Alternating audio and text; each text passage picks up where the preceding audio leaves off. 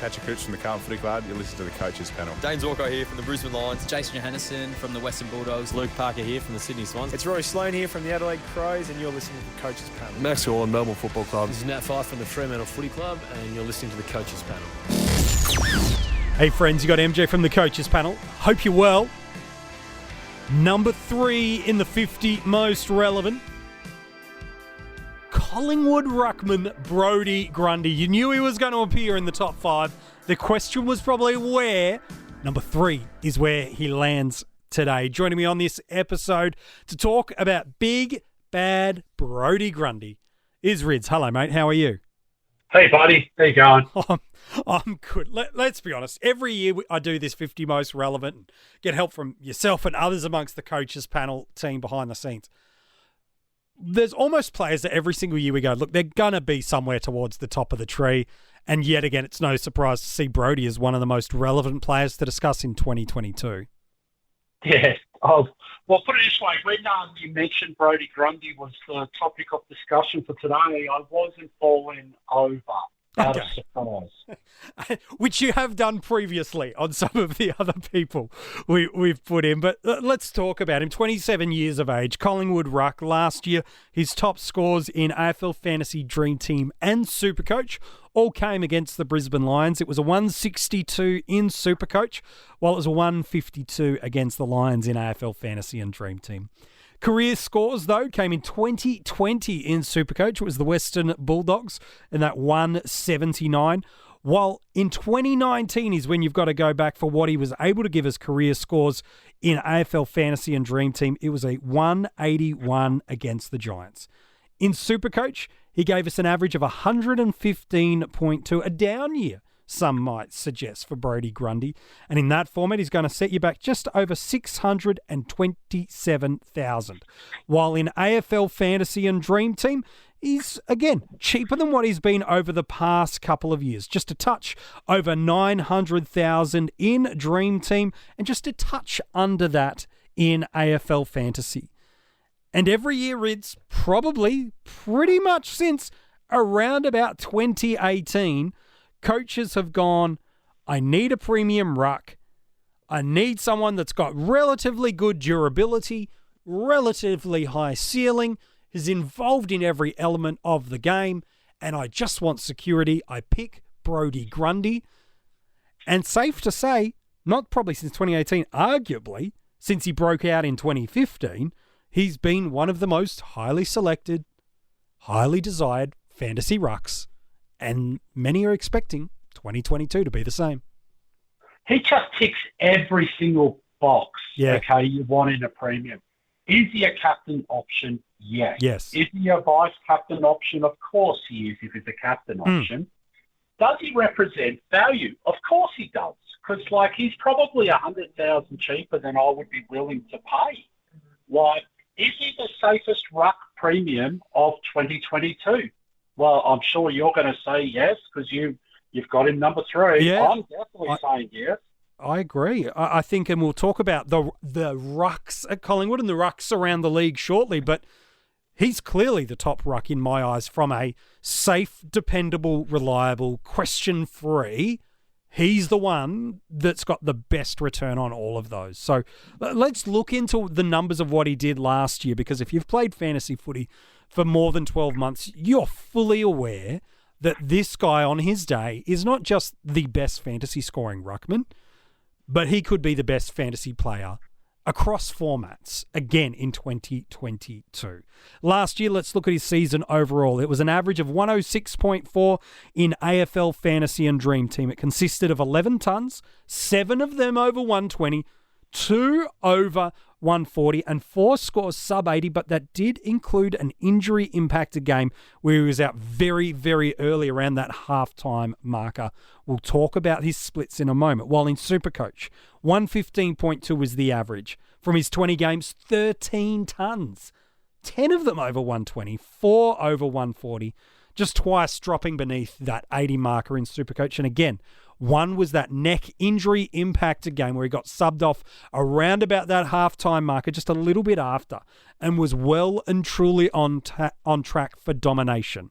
And the way we know that is we look at what happened to him pre-injury, Ritz, and what happened to him post-injury. Pre-injury, what was he doing? I've removed the injury-impacted game. Pre-injury, he was going 115.3 in Dream Team and 126.5 in SuperCoach. The game he returned from injury after that, how did he go? Well, he averaged still a flat 100 in DT and a 107 in SuperCoach. So, Rids, that confirms exactly what you're saying. He's priced 10 points per game under what he was doing pre-injury last year and legacy-wise what he'd been doing the previous seasons before it. It's just crazy when you start looking at those numbers and when you break them down. Like, I don't think of Brodie Grundy having massive year last year pre-injury. But those numbers are ridiculous, MJ. It's true. And they're talking about him having an unbelievable pre-season, okay, back to his competitive best. You know, every bit of noise coming out of Collingwood right now is saying Brodie Grundy is going to pretty much have a career best year. He was smashed in the media last year for not being fit enough, not being strong enough, not impacting games enough. And while we obviously have the confirmation bias of fantasy footy perspectives, I know I've just given you the averages, but let me tell you the numbers from rounds 1 to 10 to just remind ourselves what we've really got. Here it is in AFL Fantasy and Dream Team. 85. Remember, every ruck sucked in round 1 last year. Unless your name was Matt Flynn, every ruck sucked. There was no stoppages. There was it was such a free-flowing game. So you could almost say that's the outlier, and it is for the year. But this is what he did from round 1 onwards.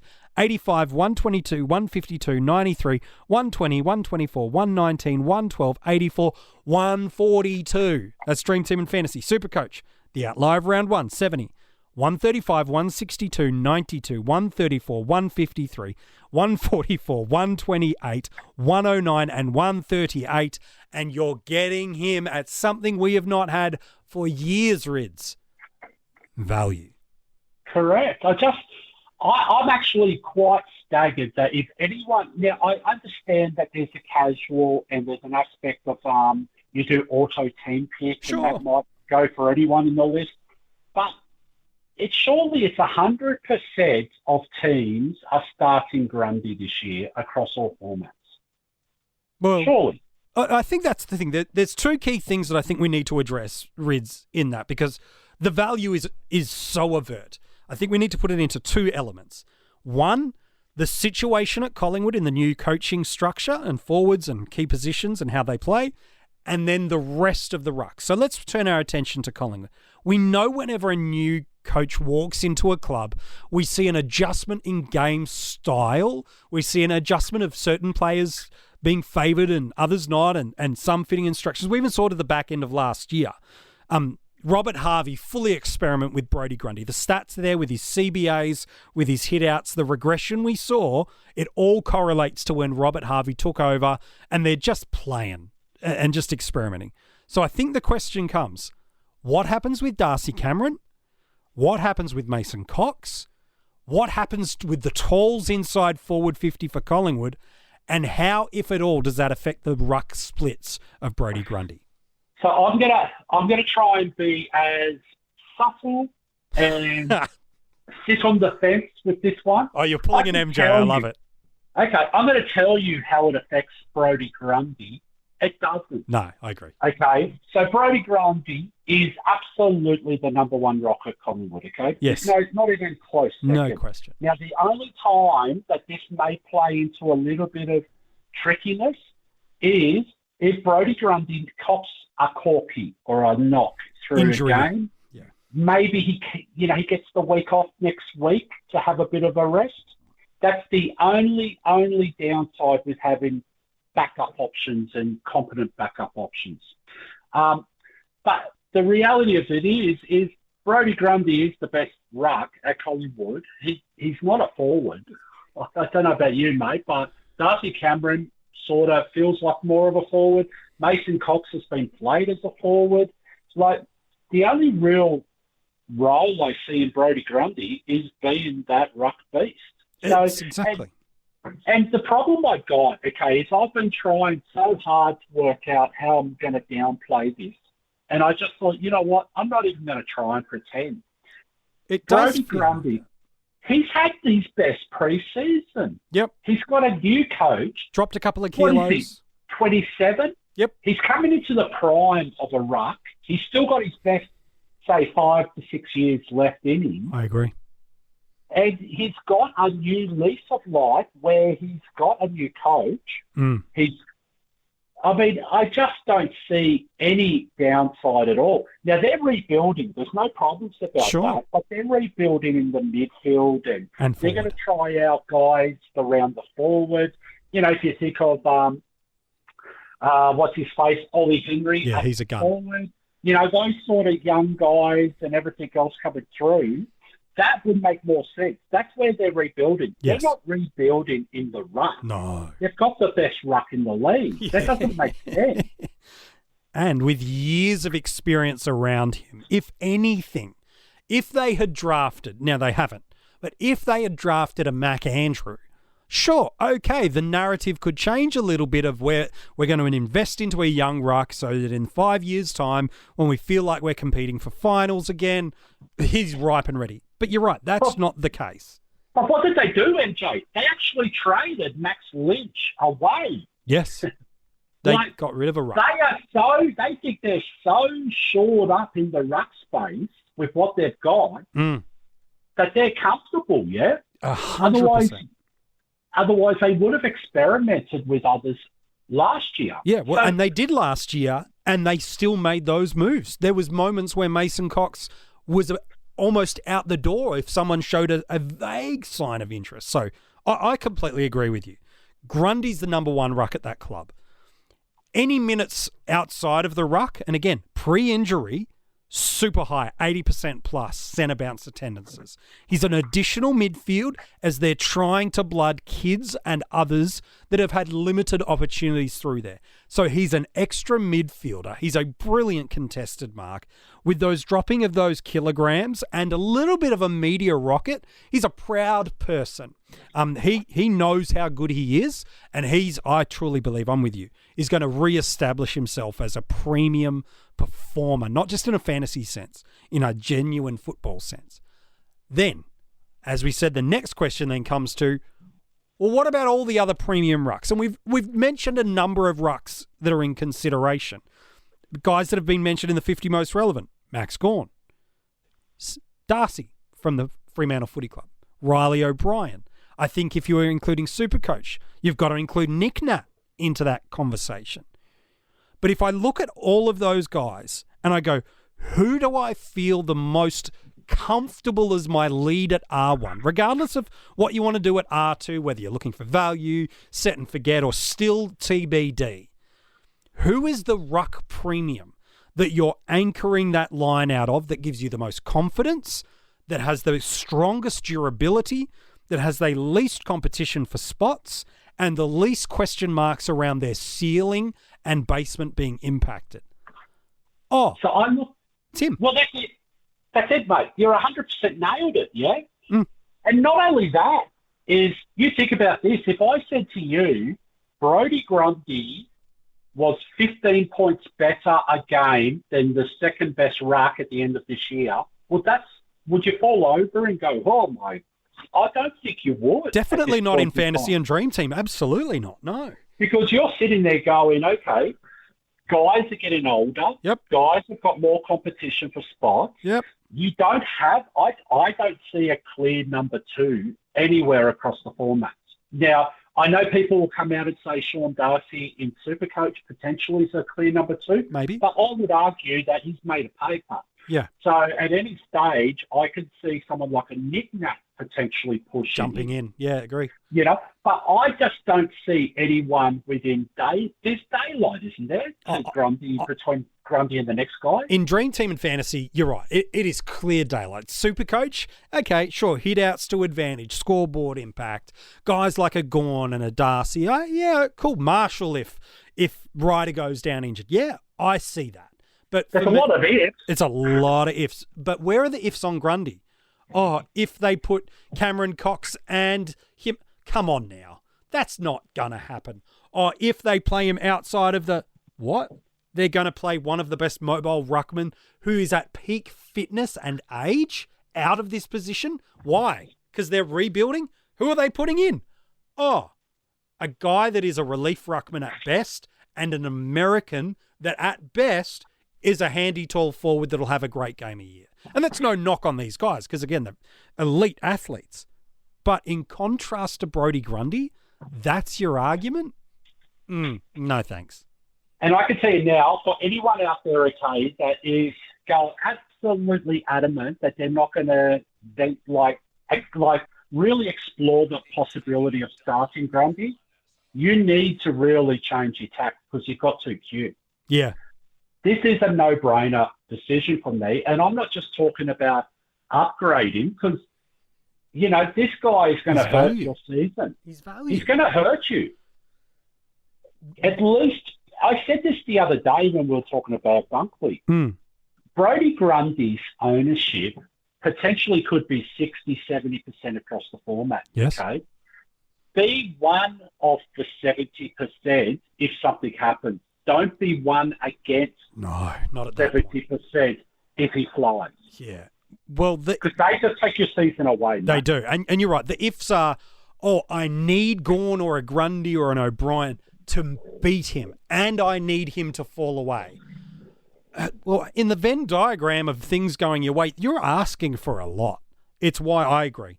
I look at the ruck situation at Collingwood, you can only settle on one conclusion. He is clear and supreme number one ruck.